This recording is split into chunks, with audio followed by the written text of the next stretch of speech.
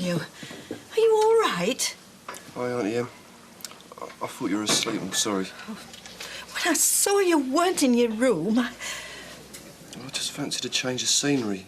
A few people. I didn't get much sleep last night. 7 votes. It's such a shame. Yeah. You must be very down. I am, Auntie Em. Although I'm an anarchist at heart, last night when the count was going our way, I wanted to win. I wanted to win really badly. You'd have made a wonderful councillor. You can do more from the inside. I realise that now. Oh, thanks, Toya. Oh, that one's cold. Thank you.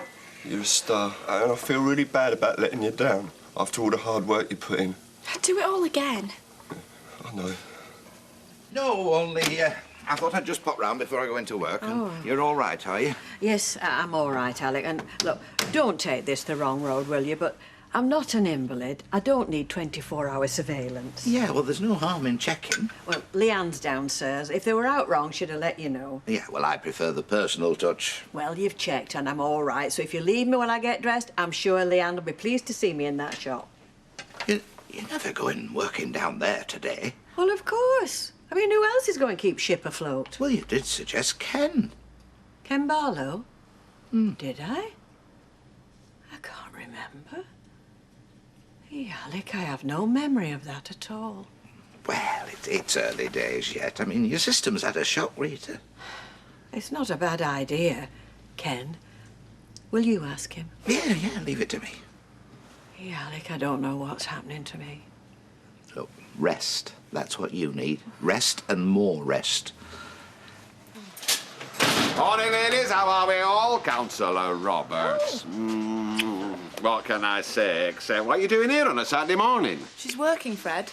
Working? She shouldn't be working. This jewel of a woman should be basking in the triumph of newly elected office. Well, she's not. She's doing my hair, if you don't mind, and I'd like her to get on with it. Do you know how fortunate you are having her in your employ? Oh, Fred, please. No. The truth has got to be told.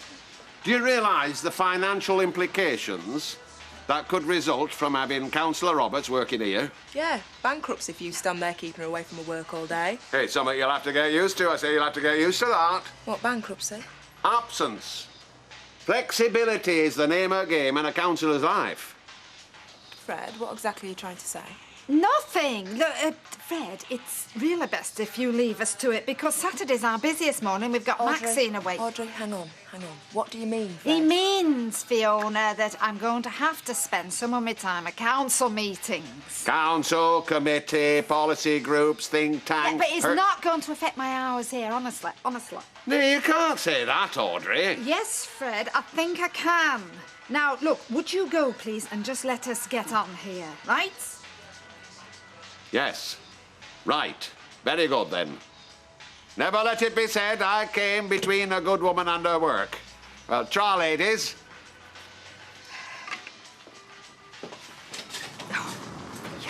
Just ignore him. You know what he's like. Sorry, Maud. Rita, nice to see you on the mend. Oh, hello, love. How you feeling? Oh, you know. Yeah, I know. Listen, I was wondering if I could have a wee word with you. Yeah? It's about something Alex said. All right. Yeah, about the accident. Look, I was just wondering, were you thinking of getting the authorities involved, like he said? Alex said that? Yeah, he did a couple of days ago. Well, he's lying. Well, I just wanted you to know, Rita, look, I'm not trying to cover anything up, you understand? I mean, I'm willing to take the blame if I was at fault. Listen, no one's blaming you and no one's called anybody in, so you just forget all about it. I'll have a word with Alec. Thanks, Rita. Like I say, I'm very sorry about anything that happened to you. Oh, well, don't you worry about me. You get yourself better first. And forget about that damn fire. I have. I'll see you. Cheerio, Rita.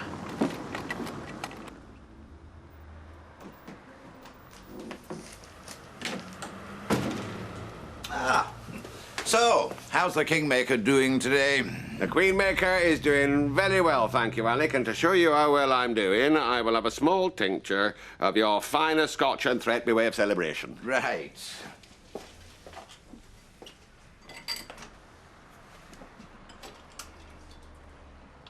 Nay, just a single, Alec. Oh, you're all right, Fred. It's on the house. You deserve your success, and I'm in need of a bit of iron in my soul this morning. To the lovely Audrey. Yes, long may she be putty in our hands. Putty. I wouldn't mind. I wouldn't mind. I mean, she may be a lady of a certain age, but she's still a proposition in my book. And there's me thinking your interest was strictly political, Fred.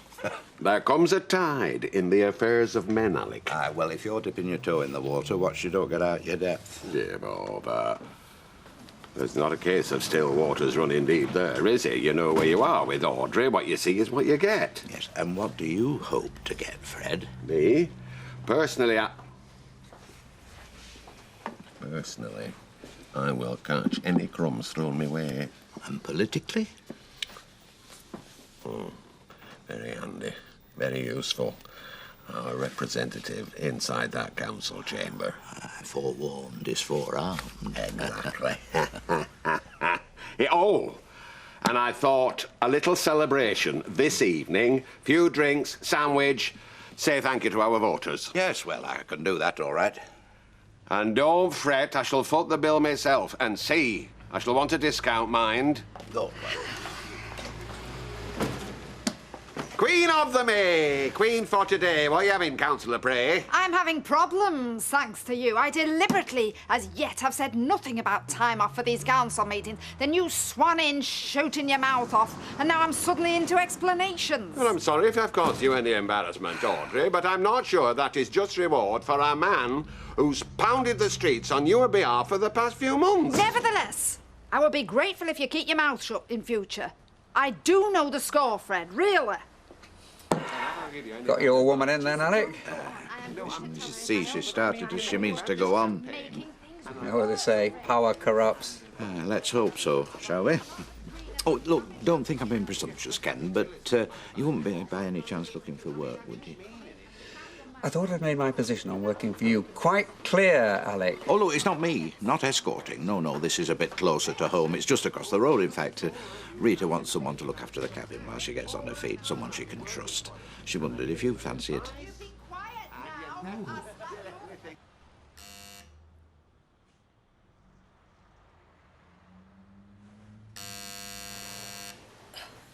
Right.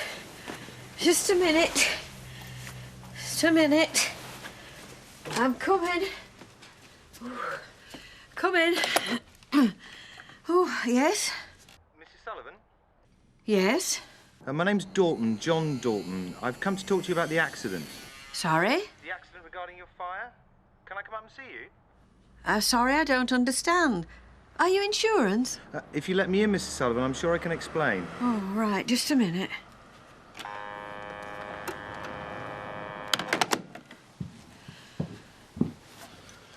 Mrs. Sullivan? Yes. Thanks for seeing me. John Dalton, Health and Safety Executive. You might remember speaking to a colleague of mine whilst you were in hospital. I don't know. Maybe. My memory of all this isn't very good. No, I realise it's been very traumatic for you, and I'm sorry to have to bring this up again, but we've had a phone call. A phone call? It was on the answering machine this morning.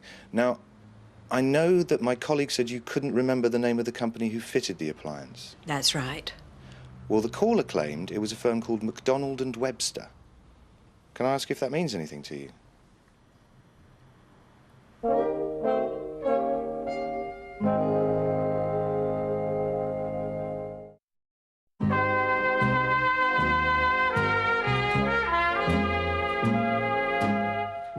Can you tell me who phoned you with this information, Mr. Dalton? I'm afraid I can't, Mrs. Sullivan. You mean you won't? No, I mean I can't.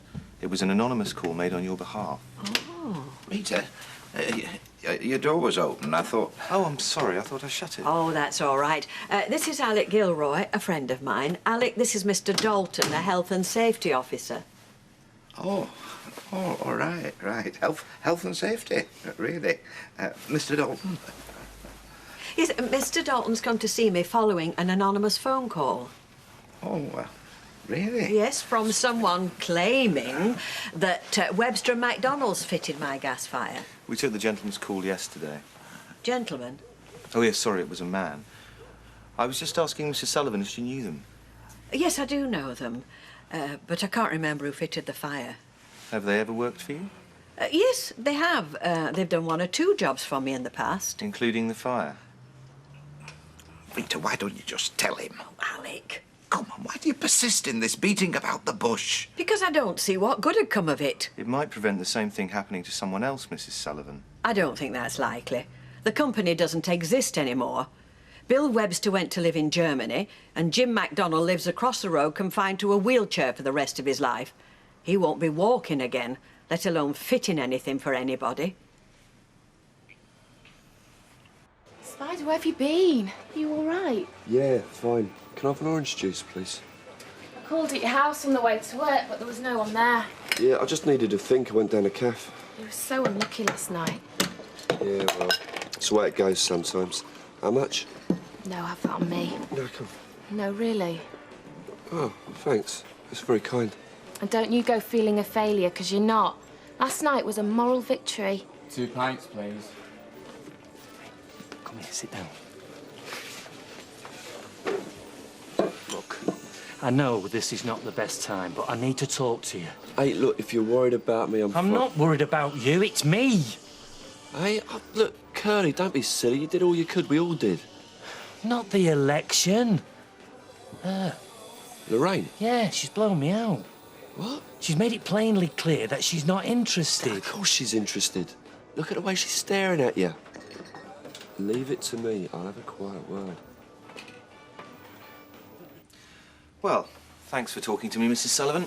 I'm sorry the visit was necessary. So am I. But as far as I'm concerned, the matter can lie. I've no intention of pressing charges. I think I've got that message. So what about you? Well, under the circumstances, it's unlikely we'll proceed with any charges. I will, of course, have to visit Mr. MacDonald to corroborate your story. Is that really necessary? I'm afraid it is. Well, go easy on him, will you? He's had enough knocks for one lifetime. Don't worry, I'll see myself out. Bye, Mr. Gilroy. Yes, bye. Yeah, right then. If that's settled, I think I'd best be going as well. Sure you've done enough damage for one day, Alec? I don't know what you mean. Oh, you know what I mean, all right. I told you not to interfere.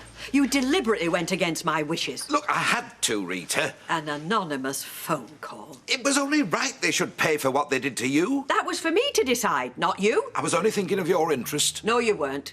You were trying to drop Steve MacDonald and his father right in it. I don't know how you could even think such a thing. Oh, go, Alec, will you? You're wearing me out. Look, Rita, believe me, I did Just it for go. you. Go!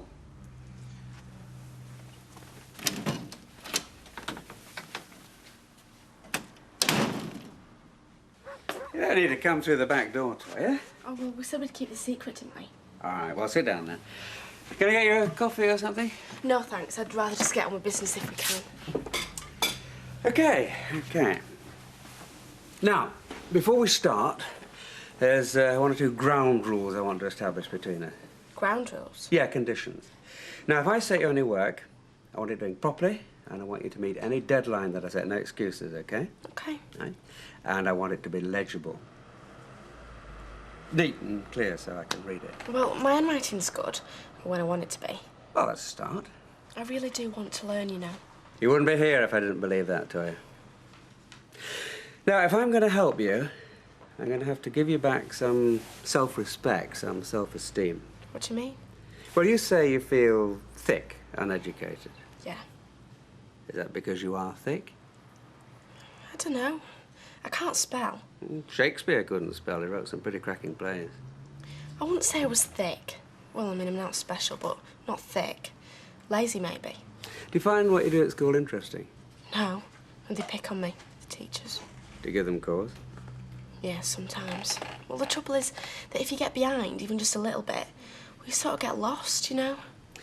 And if you don't understand something, do you ask questions? Well, they'd think I was even thicker than I am if I did that. How are the teachers going to know you don't understand something if you don't tell them? Do you know? OK, well, that's the last condition. If you don't understand, you ask, OK? However simple, however much you think it shows you up, you ask, OK? OK. Good. Right, have you brought your set books with you? No, but I can go and get them. What are we waiting for? You know, I've been thinking, Sal, if we do get this garage, then I've got plans. Oh? Maybe a bit of expansion, you know. Get things moving. I'm sick to death of just doing repairs and servicing. I fancy my chances with a bit of dealing. Yeah, well, one step at a time, Kate. Yeah, well, what I'm saying is if I do decide to expand, then I'm going to need some help. You know, maybe a receptionist in the office. Book the cars in and that. Make sure all the books are up to date. Make sure all the right parts are ordered, you know. Just streamline things a bit. And what are you looking at me for? Because you'd be the perfect choice, wouldn't you? I don't know anything about garages. Well, you can learn. Come in, get a feel for the place. I've already got a job. Sal, this wouldn't be like a job. It'd be a partnership. We'd be working together. Cut our overheads at the same time. Forget it. Why? Because I like it where I am. And anyway, what you're suggesting, that's just a recipe for disaster. Yeah, but once he gets older, get the Sorry bug, to interrupt, Mr. Baldwin. Sorry. I just wondered if I might have a word. What about? Work. I need a job. Yeah, you and 1,000 others, sweetheart. A very good seamstress. I don't have any vacancies. That's not what I heard. Then you heard wrong. I don't want to boast or anything, Mr. Baldwin, but I bet I was probably the best seamstress in Weatherfield. That's absolutely fascinating, Hayley. But I'm not interested. I really am not interested.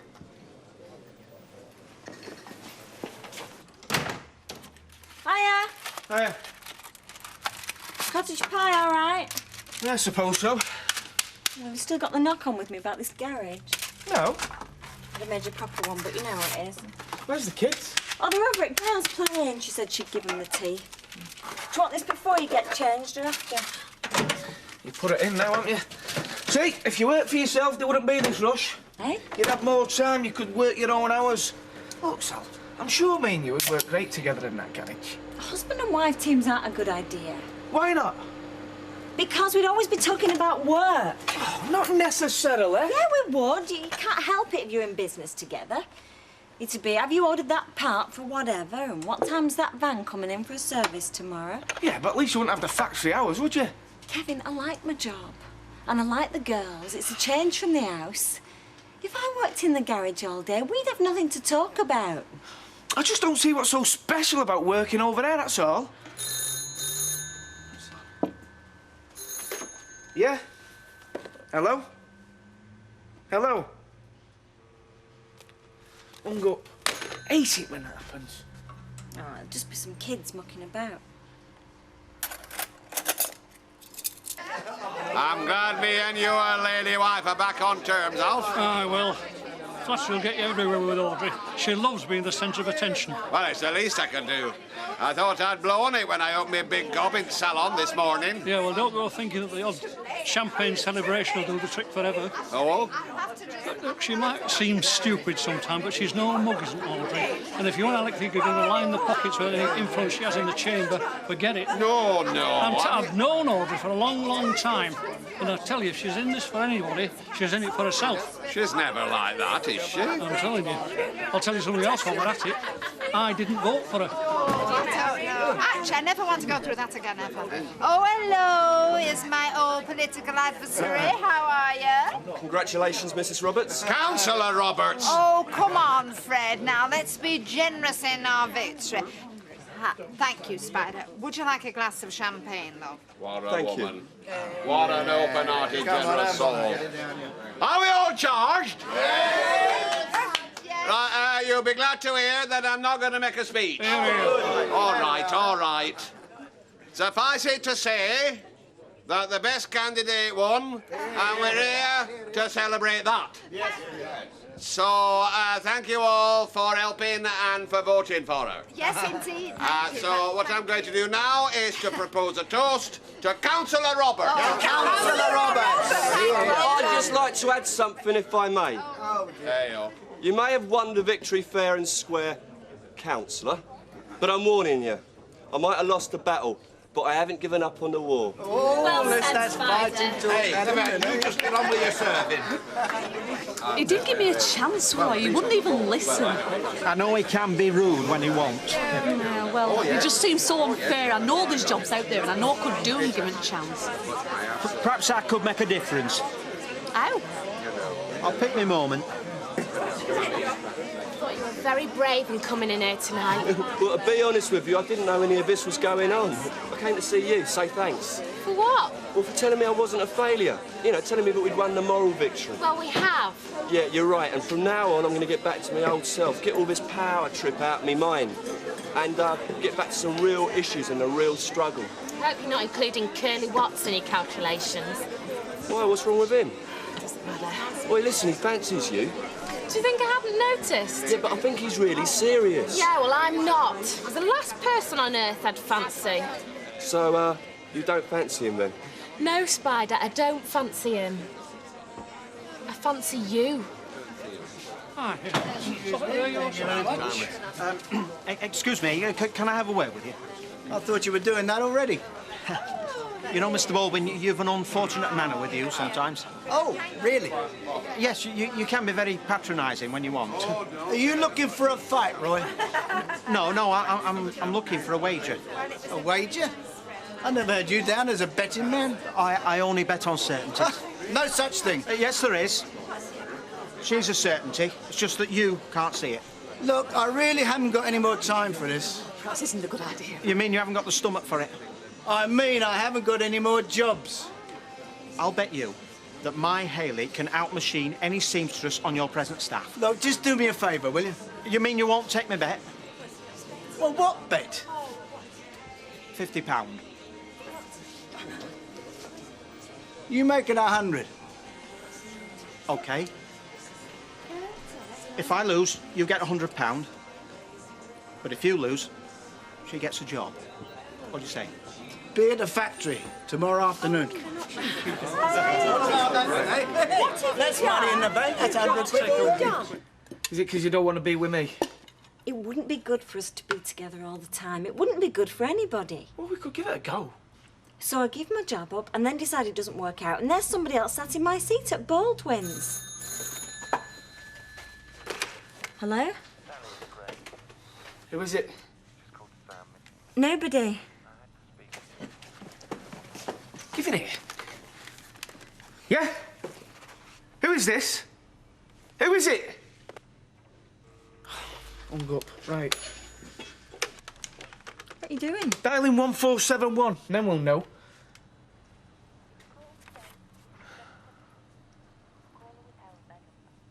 Withheld.